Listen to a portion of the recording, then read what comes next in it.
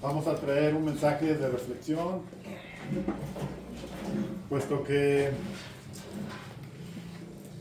Dios nos demanda y nos pide que guardemos temor delante de Él, porque Él dice, su palabra, bueno, ese es un dicho, ¿verdad? Que sobre advertencia no hay engaño, y Él nos advierte porque quiere que estemos vigentes también nosotros, así como Él está, sus días nos pasan, nosotros mientras busquemos su rostro, dice que seremos como árboles plantados junto a corrientes de agua, que su hoja no cae y que da fruto a su tiempo. Dentro de todo, pues, este pasaje tiene que ver con lo que voy a hablar. Vamos a buscar todos Mateo. Mateo 24:42. En realidad el tema que traigo es Mateo 25:1 en adelante. Pero para entender el contexto de lo que Jesús nos está hablando, tenemos que ver desde el 42. Mateo 24:42, pues todos sabemos que Mateo 24 nos habla acerca de la predicción de los fines, del fin de los últimos tiempos, de lo cual no somos ignorantes.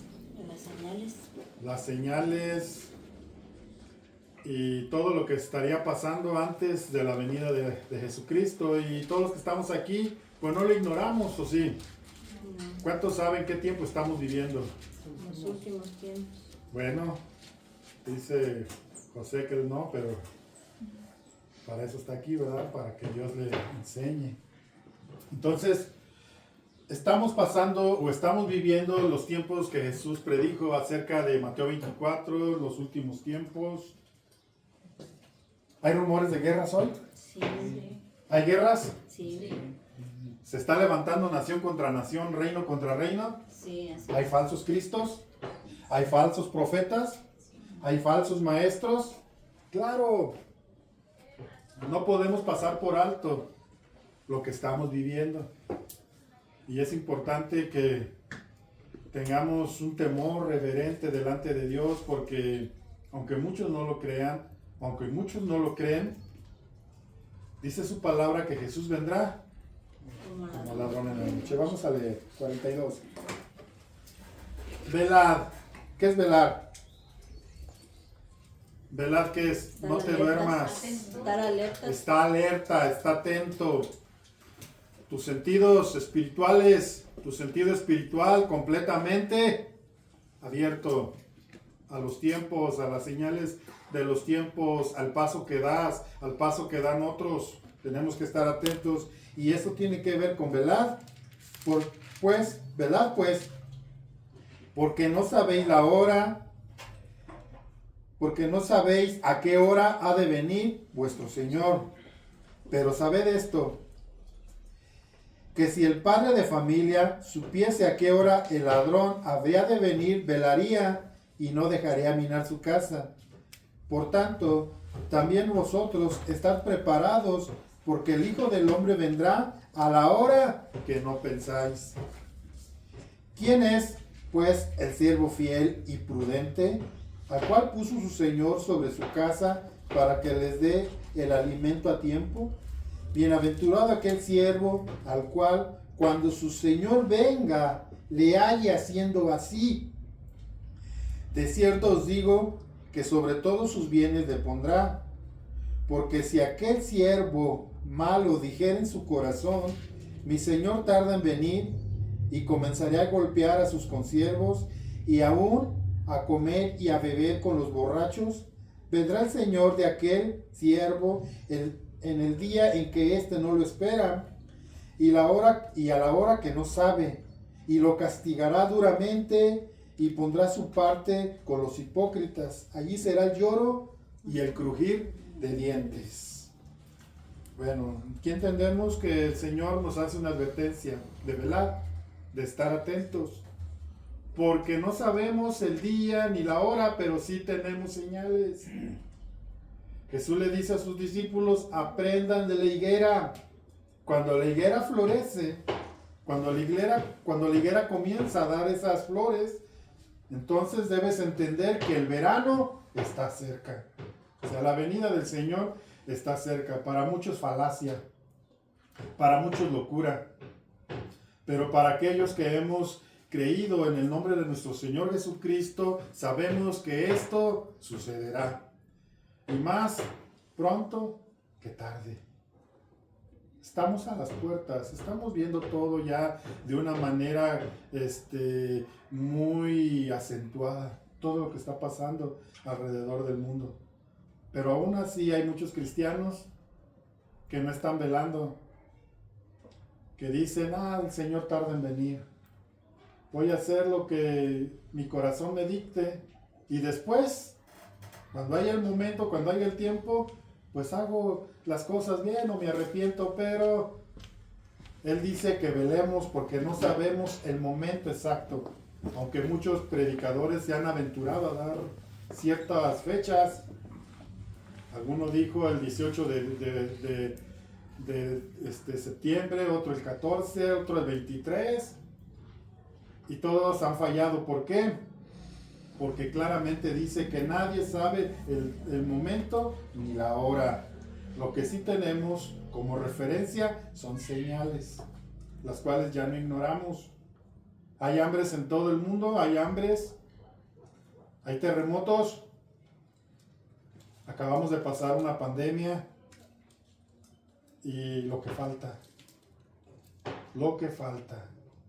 Pero para esto el Señor nos advierte y nos pone nos da una parábola que a la vez es una metáfora. Y vamos a leerlo, 25:1. Entonces, esta es la continuidad de lo que acabamos de leer. Entonces, el reino de los cielos será semejante a 10 vírgenes. ¿A 10 qué? ¿Qué es una virgen? Alguien que se guarda, alguien que es puro todavía. Dice, entonces el reino de los cielos será semejante a 10 vírgenes que tomando sus lámparas salieron a recibir al esposo. 5 de ellas eran prudentes y 5 de ellas eran insensatas. Bueno, las insensatas, tomando sus lámparas, no tomaron consigo aceite, mas las prudentes tomaron aceite en sus vasijas juntamente con sus lámparas. Y tardándose el esposo, cabecearon todas y se durmieron. Y a la medianoche se oyó un clamor: aquí viene el esposo, salid a recibirle. Entonces todas aquellas vírgenes se levantaron y arreglaron sus lámparas. Y las insensatas dijeron a las prudentes: danos de vuestro aceite, porque nuestras lámparas se apagan. Mas las prudentes respondieron diciendo: para que no os falte a nosotras y a vosotras, id más bien a los que venden y comprad para vosotras mismas. Pero mientras ellas iban a comprar, vino el esposo, y las que estaban preparadas entraron con él a las bodas, y se cerró la puerta. Después vinieron también las otras vírgenes, diciendo: Señor, Señor, ábrenos. Mas él respondiendo dijo: de cierto os digo que no las conozco.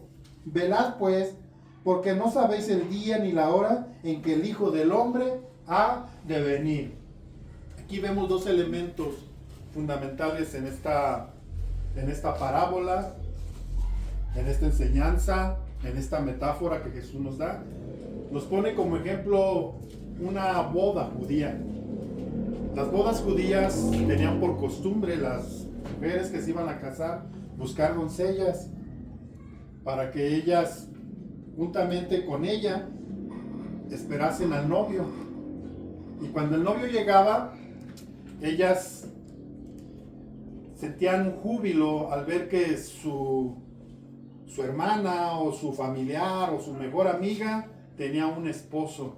Entonces ellas se levantaban juntamente con ella y hacían una como procesión. Por eso son las lámparas, hacían como una procesión en camino de la casa de la novia a la casa del novio. Y se celebraba la fiesta. Entonces todo esto es un simbolismo que nos enseña que cuando Jesús venga, por un tiempo, vendrá a esta tierra, pero también nos llevará por un breve tiempo a un lugar donde Él ya tiene predestinado. Este es un tema que vamos a ver después. Lo importante aquí es la advertencia. Entonces, hay dos elementos fundamentales aquí. Número uno es el novio, que es el más trascendente. El esposo o el novio, como usted le quiera llamar, es el más trascendente. ¿Por qué? Porque el motivo de la espera era Él. El motivo de el haber cargado sus lámparas y haber sido convocados era Él. No hay nadie más importante en esta tierra que el Hijo de Dios. Para muchos pasa por desapercibido, pero para otros es un ser o es una persona a la cual aman y esperan. ¿Cuál de estos somos nosotros? Y el segundo elemento fundamental es el aceite.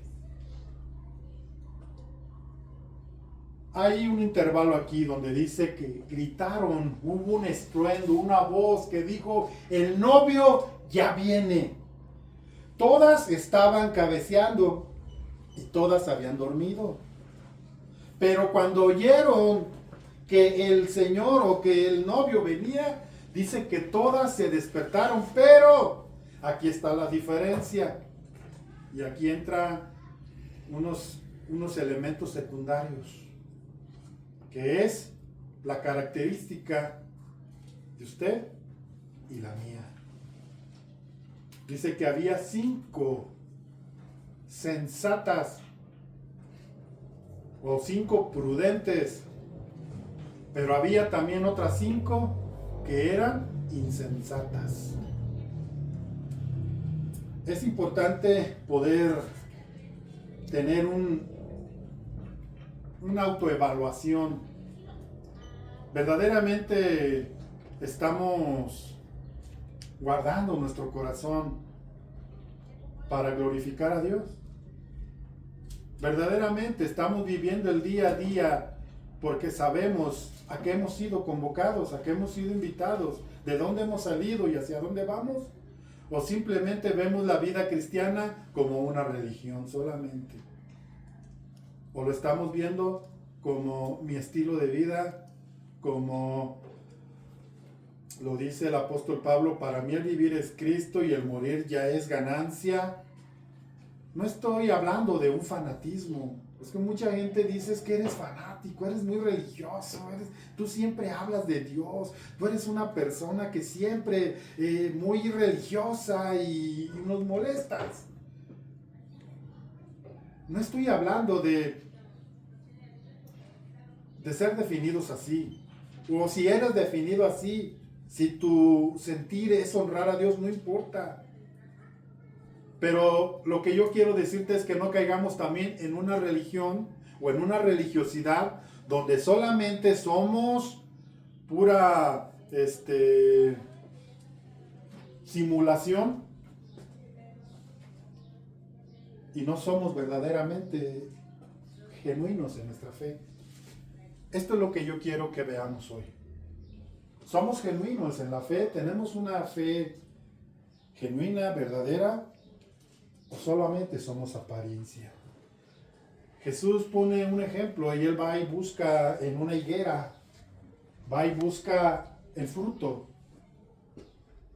Y cuando ve la higuera estaba frondosa, estaba fuerte, se veía muy bonita la higuera, pero va y busca el fruto. ¿Y qué encontró? Nada. Era apariencia solamente. Entonces, la insensatez nos lleva a no tomar las cosas tan en serio, a tener una mente ligera y pensar, no pasa nada. El ejemplo que nos pone aquí es del siervo aquel que sensato, prudente, que lo puso sobre su casa. Y que esa prudencia y esa sensatez lo llevó a hacer las cosas correctamente. Pero también pone el ejemplo del siervo insensato que dijo: mi señor tarda, y comenzó a golpear a sus consiervos. Y fue y su convivencia era con los borrachos, no le importaba. Entonces la insensatez es algo que puede hacer la diferencia. O la sensatez, la prudencia.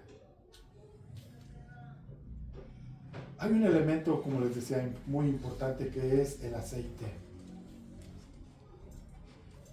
Dice que estas 5 mujeres agarraron sus lámparas, pero 5 de ellas llevaban aceite de, ¿cómo se podría decir? De reserva. ¿Por qué? Porque eran previsoras. Y la prudencia es ser previsor. Yo estoy viendo un poco más allá. Yo estoy previendo las cosas. Antes de que las cosas sucedan, yo ya estoy siendo previsor de lo que puede pasar, de lo que pueda venir. Y la vida de un cristiano tiene que ser una vida previsora. Jesús les habla a los judíos después de haberles dado el sermón del monte y de haberles hablado de la doctrina que fundamenta la vida del creyente o del seguidor de Cristo, del discípulo de Cristo hasta nuestros días. Y cuando termina el discurso, les dice: al que oye estas palabras. ¿El que qué? El que oye. ¿Cuántos tienen oídos para oír? Y decía la palabra, y dice la palabra: el que tiene oídos para oír, que oiga. Todos escucharon, pero él va más allá y les dice así: el que oye estas palabras ¿y qué? Y las practica y las hace, le compararé a un hombre prudente. ¿Qué hace el hombre prudente? Se fija dónde va a edificar. No edifica en cualquier lugar. Él va y hace un hoyo profundo y fija los cimientos para que la construcción se fortalezca y sea fuerte desde abajo. El prudente siempre va y fija los lineamientos. Tiene ya una visión clara de lo que va a hacer. No hace las cosas por hacerlas, no lo hace todo conforme van surgiendo las cosas. No es un improvisado, es alguien que entiende y sabe qué es lo que tiene que hacer. La palabra de Dios dice que seamos prudentes como la serpiente. Y lo he repetido muchas veces y lo quiero volver a repetir. ¿Qué hace una serpiente? ¿Por qué las serpientes son prudentes? ¿Saben por qué? Porque huyen del peligro. Una serpiente solamente reacciona cuando se siente atacada. Pero si de la serpiente es huir, quitarse. Hay ciertas cosas, o hay lugares donde estás parado, o hay pensamientos que te están llevando hacia una situación donde pueden pasar situaciones. Y nos pide prudencia. ¿Sabes por qué esas mujeres tuvieron esa prudencia? Al entender que el aceite era la provisión para su luz. El aceite era la provisión para sus lámparas. Y la palabra dice: lámpara es a mis pies tu palabra y lumbrera en mi camino. La palabra de Dios te alumbra donde vas a caminar. La palabra de Dios te muestra los lugares de tinieblas, te los hace claros para que puedas transitar. Entonces estas vírgenes sensatas entendieron que para poder trascender tenían que llenar sus vidas o tenían que llevar aceite. ¿Qué tipifica o qué simboliza el aceite? El aceite viene del fruto del olivo. Los judíos usaban el aceite de olivo, lo machacaban y producían ese aceite que después ellos lo usaban. ¿Y saben qué significa o qué simboliza el olivo? Lo que le pertenece a Dios. ¿Sabía usted que Dios compara a Israel, su pueblo, su elegido, su escogido, a un olivo? ¿Y sabe usted que usted y yo somos también comparados a un olivo? Amén. Pero el olivo Israel es el olivo natural, pero nosotros somos el olivo silvestre que es injertado en el olivo natural. Entonces, el olivo tipifica o simboliza lo que a Dios le pertenece. Pero también el aceite simboliza el Espíritu de Dios. El aceite también simboliza, o el aceite era usado para ungir, para Dios de esa manera santificaba. Ahora, hay algo que quiero que entendamos. Hay cristianos que viven de lo que Dios hizo con ellos hace 20 años. Hay muchos cristianos que dicen, no, hermano, yo hace un tiempo, no, si viera de ver cómo Dios me usaba. Viera de ver cómo estaba yo era un hombre. Pero eso fue antes. Y la vida del cristiano necesita una renovación constante. Eso es lo que hace el aceite. El aceite te va dando una renovación constante. Y nosotros tenemos que, como les decía antes, tenemos que estar vigentes. No podemos vivir de lo que Dios hizo hace 20 años. No podemos vivir de lo que hizo Dios hace 5 años. No puedo vivir de la experiencia que tuve con Dios hace 3 meses. Tú debes de renovar tu vida en la presencia de Dios todos los días. En todo tiempo debemos buscar nuestra relación íntima con Dios. ¿Por qué a veces nuestras vidas no llevan fruto? Porque no buscamos. Porque estamos solamente a la expectativa, pero no tenemos ese momento en el cual nosotros vayamos a renovar nuestro corazón en Cristo. Y el apóstol Pablo nos invita a esto. Vamos a ver aquí en un versículo muy conocido. Vamos a buscar Romanos 12:2.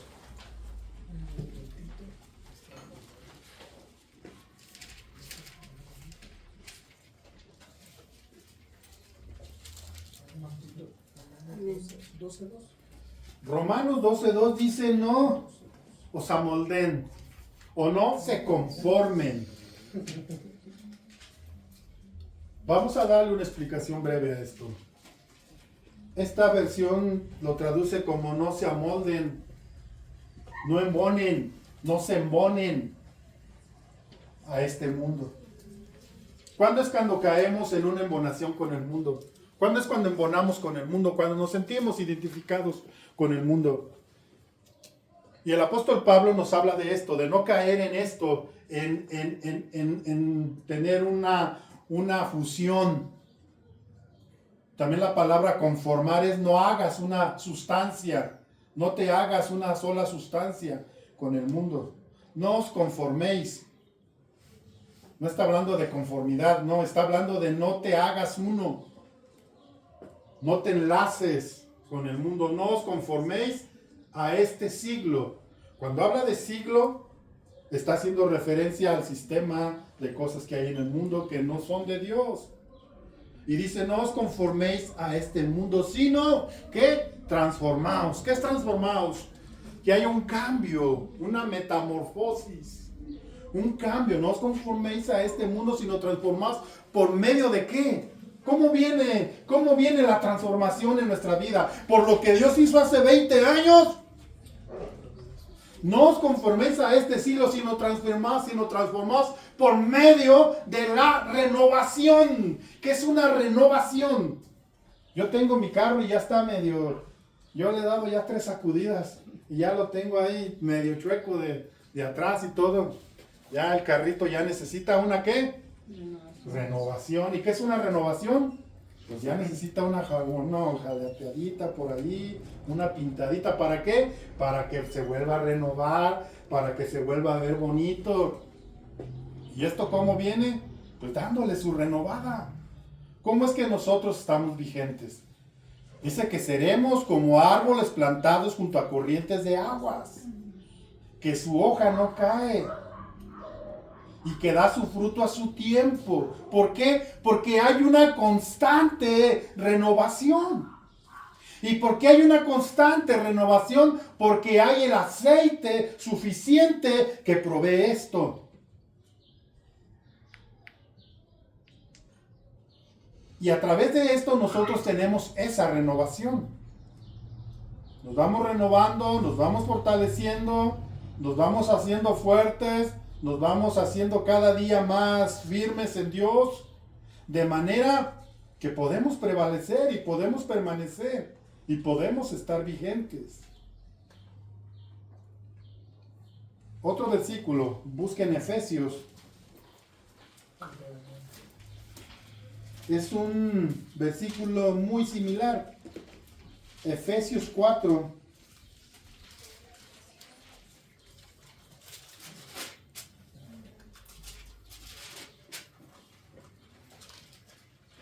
¿Ya lo tienen? Sí. Efesios 4, versículo 23. Vamos a leer desde el 22. Dice, en cuanto a la pasada manera de vivir, despójense del viejo hombre que está viciado conforme a los deseos engañosos. Dice, despojémonos. ¿De qué? De ese viejo hombre que está ¿qué? Viciado con deseos engañosos. Y luego dice, y renovaos en el espíritu de vuestra mente, y vestíos del hombre nuevo, creado según Dios, en la justicia y en la santidad y en la verdad. Tenemos que estar en una constante renovación. Si nosotros no tenemos un compromiso con Dios, si no nos comprometemos con Dios, si no tomamos el Evangelio en serio, si no tenemos a la persona de Cristo como nuestro más alto valor o el más sublime de todo, nosotros no vamos a tener una renovación. Dice aquí que muchos lamentarán. Las 5 vírgenes insensatas llegaron y tocaban la puerta y decían, ábrenos. ¿Y qué dijo él? No los conozco. ¿Quiénes son ustedes? Muchos dirán en aquel día, Señor, en tu nombre hicimos milagros, en tu nombre echamos demonios, en tu nombre oramos por los enfermos. ¿Y qué les va a decir? No te conozco. Porque la característica principal de un hijo de Dios es su espíritu. Si nosotros no tenemos el espíritu de Dios, no somos de él, claramente. ¿Lo quiere volver a leer? Busque Romanos 8:9 y léalo. Alguien búsquelo y léalo, por favor. Qué importante es el aceite, qué importante es el espíritu en mi vida. ¿Por qué? Porque me fortalece, me renueva y me tiene activo y me tiene presente. Léalo a alguien, que lo haya encontrado, léalo por favor con voz. Sin embargo, ustedes no están en la carne, sino en el Espíritu, si en verdad el Espíritu de Dios habita en ustedes. Pero si alguien no tiene el Espíritu de Cristo, el tal no es de él. Si no tienes el Espíritu, si no está el Espíritu en ti, si no es Él el que te motiva, si no es Él el que te da la fortaleza, no tienes a Cristo. Es claro. Esta fue la diferencia entre entre estas 10 vírgenes, entre 5 sensatas y 5 sensatas. 5 de ellas sí tenían el Espíritu de Cristo. 5 de ellas sí tenían el Espíritu de Dios. Estaba ahí vigente en ellos, pero las otras 5 no llevaban su reserva. Decía ahorita Ado, eran emocionales. Se dejaban guiar por su emoción, pero no había un compromiso como tal con Dios. Cuando nosotros no nos comprometemos, cuando nosotros no queremos abrazar la fe de Cristo, lo único que vamos a hacer es perder nuestro tiempo. Y se los digo con toda franqueza y con todo mi corazón.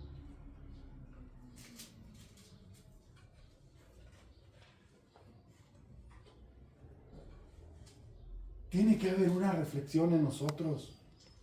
Él va a regresar.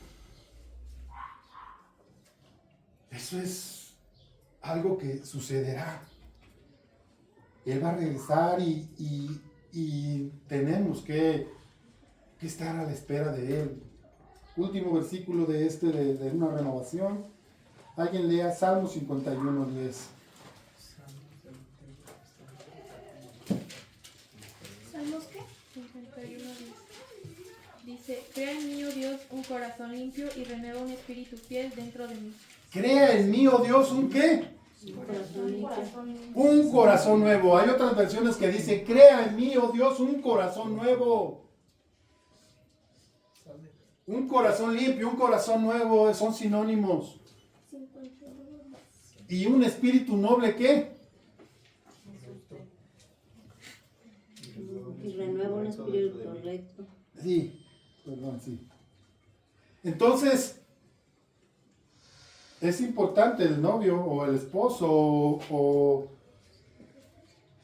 en este caso Jesucristo es lo más importante. Él es el centro de todo, pero también el aceite. Si tú tienes el aceite, tienes la garantía de que aunque cabecees y te duermas el día que digan, ahí viene el novio, tú estarás preparado o preparada, porque habrás previsto. No es tiempo de buscar a Dios en los comerciales. No es el tiempo de buscar a Dios al medio tiempo. Es tiempo de darle su lugar. El tiempo que me queda libre, dice esa canción, si te lo voy a dedicar a ti. El tiempo libre, no un tiempo de calidad. Todos tenemos que tener un tiempo de calidad con Dios. No lo que me sobra. Es un tiempo predeterminado.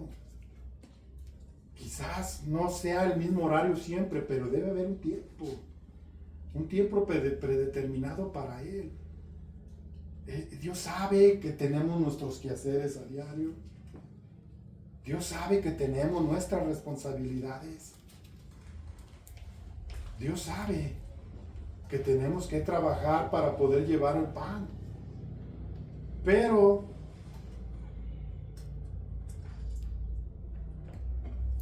¿dónde está ese tiempo que pasamos con Dios? Hacemos todo, pero si me queda tiempo, pues voy a orar, o voy a leer la Biblia, o me voy a alimentar de Dios. ¿Cuál es la mente de un insensato? Vamos a buscar aquí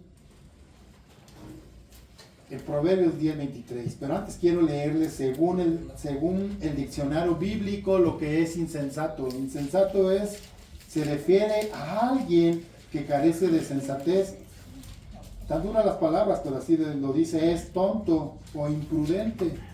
Los insensatos desprecian la sabiduría y la enseñanza de Dios y por eso rechazan a Dios. O sea, un insensato desprecia la sabiduría y la enseñanza de Dios. ¿Qué hace el insensato? Rechaza la sabiduría y la enseñanza de Dios. Proverbios 10:23. ¿Qué dice? Al necio le divierte hacer el mal, pero al sensato le da placer vivir sabiamente. A ver otra vez, hija, escúchenlo. Al necio le divierte hacer el mal, pero el sensato le da placer vivir sabiamente. Al sensato es un placer vivir sabiamente, y al insensato el hacer mal es como una diversión.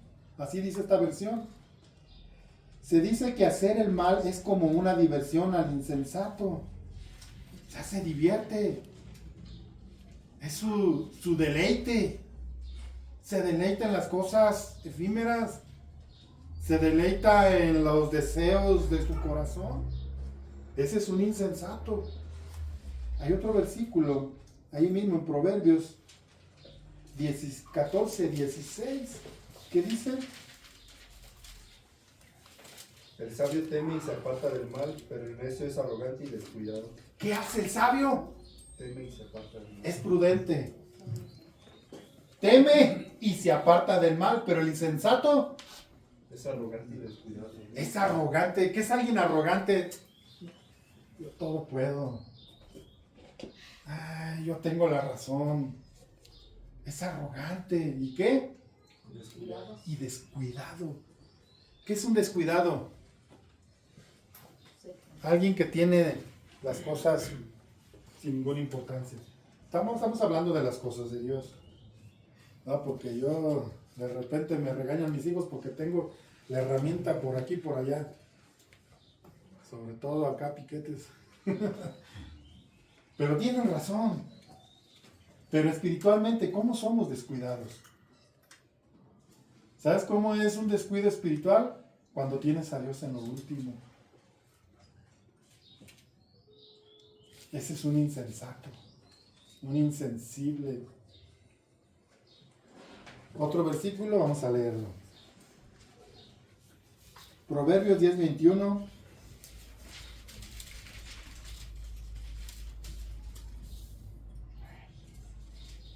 Los labios del justo apacientan a muchos, pero los necios mueren por falta de entendimiento. Ahí está como el contraste, ¿verdad? En estos proverbios del necio y el prudente. A ver otra vez, hijo, 10:21. Los labios del justo apacientan a muchos, pero los necios mueren por falta de entendimiento. Los necios mueren ¿por qué? Falta de entendimiento. Por falta de entendimiento. ¿Dónde adquirimos la sabiduría y el entendimiento?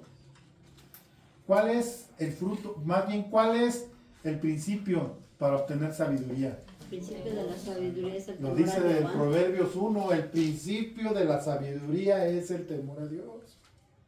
Si nosotros no tenemos temor a Dios, si no hay ese principio de buscar y de temer a Dios, jamás vamos a adquirir sabiduría. Jamás vamos a adquirir ese conocimiento, ese fruto que nos da la sabiduría. Entonces, vamos a leer otro versículo por último de este 12:15 en Proverbios.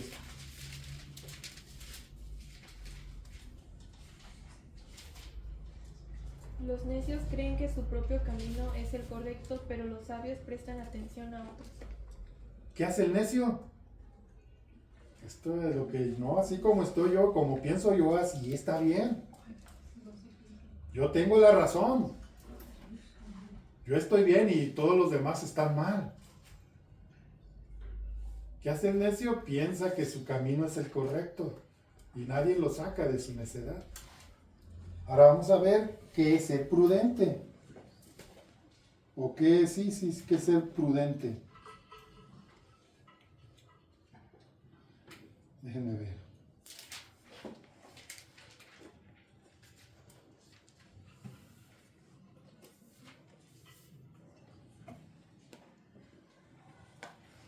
Dice, la prudencia es una virtud que permite a la razón práctica distinguir el verdadero bien en cada situación y elegir los medios adecuados para alcanzarlo.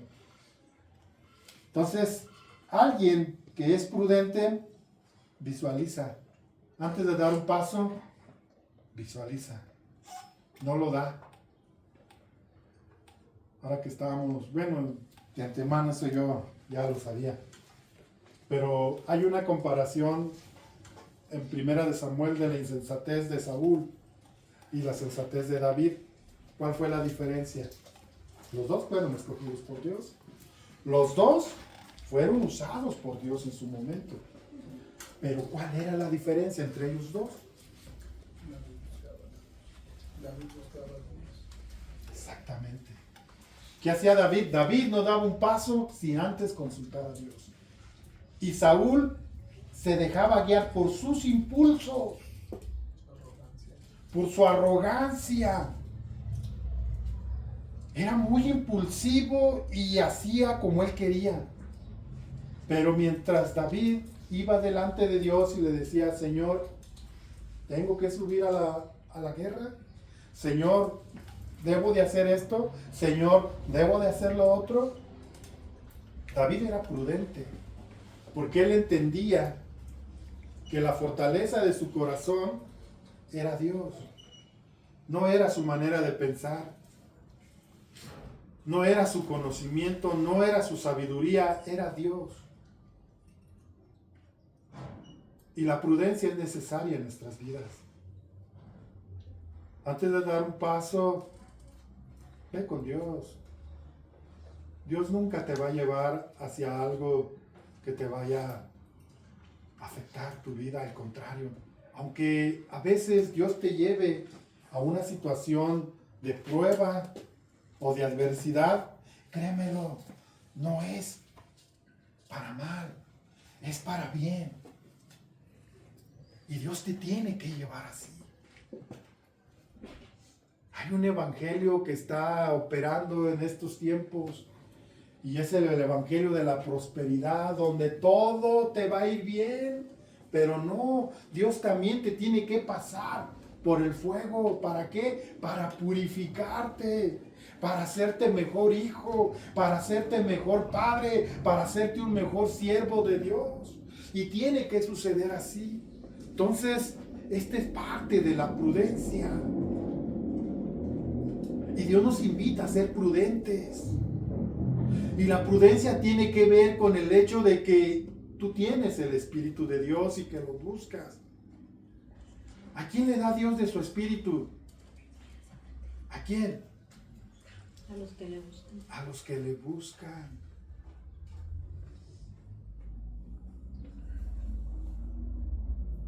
Estamos viendo todo lo que está pasando en el mundo.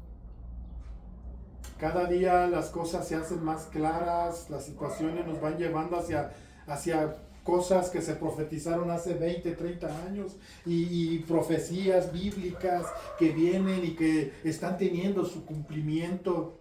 Pero a veces estamos como el pueblo de Israel. Estamos pidiéndoles, ellos le pedían señal, danos señal de que eres el Cristo, danos señal de que eres el Mesías. ¿Y qué les decía Jesús? El cielo, cuando ustedes ven el cielo nublado y tiene arreboles, saben que va a llover, porque ven el cielo que está nublado. Dice, hipócritas que pueden distinguir el clima o los tiempos de clima, mas los tiempos de Dios no pueden. ¿Por qué no se podía distinguir los tiempos de Dios? Si usted lee el libro de Lucas, se va a encontrar una mujer que era Ana la profetisa. Esta mujer quedó viuda desde muy joven y ella tenía toda la libertad de casarse. Ella tenía toda la libertad de rehacer su vida, pero ella decidió irse a la casa de Dios y guardar su corazón para Dios. ¿Por qué? Porque tenía un deseo en su corazón que era ver el cumplimiento de la profecía del Mesías. Y dice la palabra que el Espíritu Santo estaba con Ana. Así no ha cambiado esto. Todos los que esperan la venida de Cristo es porque entienden y saben que esto sucederá. Y tenemos nuestro corazón en un temor reverente delante de Dios. Y esto nos va a hacer estar velando. Esto nos va a estar a la expectativa y poder pedirle a Dios que nos enseñe a discernir los tiempos que estamos viviendo. Porque hay mucha gente que no tiene idea de lo que está pasando en el mundo. No tienen entendimiento de lo que va a suceder. Pero todos aquellos que son de Cristo saben lo que va a suceder. Todos aquellos que están esperando la venida de nuestro Señor Jesucristo saben el tiempo en que estamos viviendo. Yo soy muy torpe para aprenderme tantas cosas que veo y oigo, pero yo entiendo y sé que el Señor no tarda en venir. Todo se está alineando, todo se está cumpliendo, todo está pasando. Así que, hermanos, velad, porque no sabéis la hora ni el tiempo. Bueno, no sabéis la hora más bien en que el Señor ha de venir. Y hace una comparación a un ladrón. Un ladrón te avisa que horas va a ir a robar tu casa. ¿Por qué? Porque si él te dice, ira, Ado, voy a ir como a las 3 a tu casa a robar, ¿qué va a hacer Ado? Trincherarse. Pues se va a trincherar y va a estar ahí listo con la barra que tenemos allá adentro.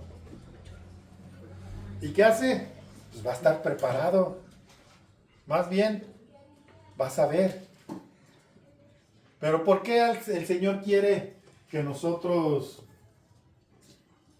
no tengamos la certeza de la hora y el día en que va a venir? ¿Por qué? ¿Mande? Para no tener miedo. Sí, en parte para no tener miedo. Nos está demandando una relación constante, una renovación, como decías. ¿Saben por qué? Porque Él no quiere títeres. Él quiere corazones. Y Él quiere que tu corazón esté con Él. Amén. Y todos tenemos esa oportunidad.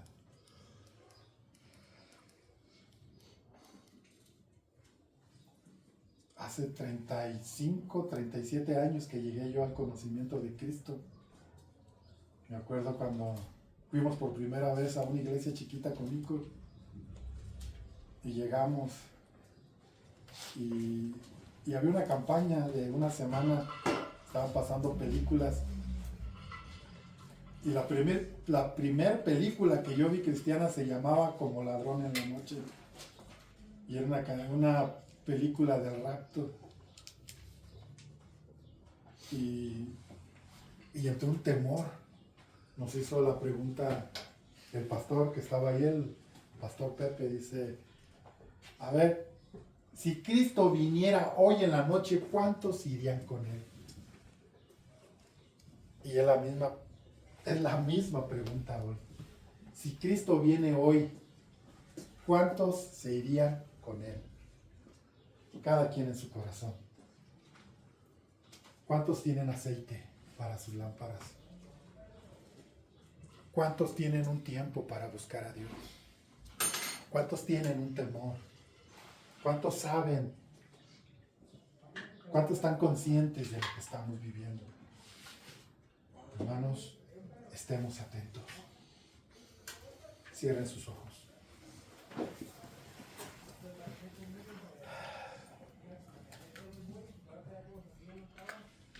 Acuérdense de aquel pasaje de Lucas. No recuerdo bien los versículos, pero creo que es el capítulo 11 cuando habla de que Jesús fue a la casa de Marta y de María. Y María dejó todo lo que estaba haciendo para escuchar a Jesús. Pero Marta seguía afanada en sus quehaceres. María se enojó y le dijo, Señor, manda que mi hermana me ayude. Y Jesús le dijo, tu hermana ha escogido la mejor parte que no se le será quitada. Es atender la voz de Cristo. Padre Dios,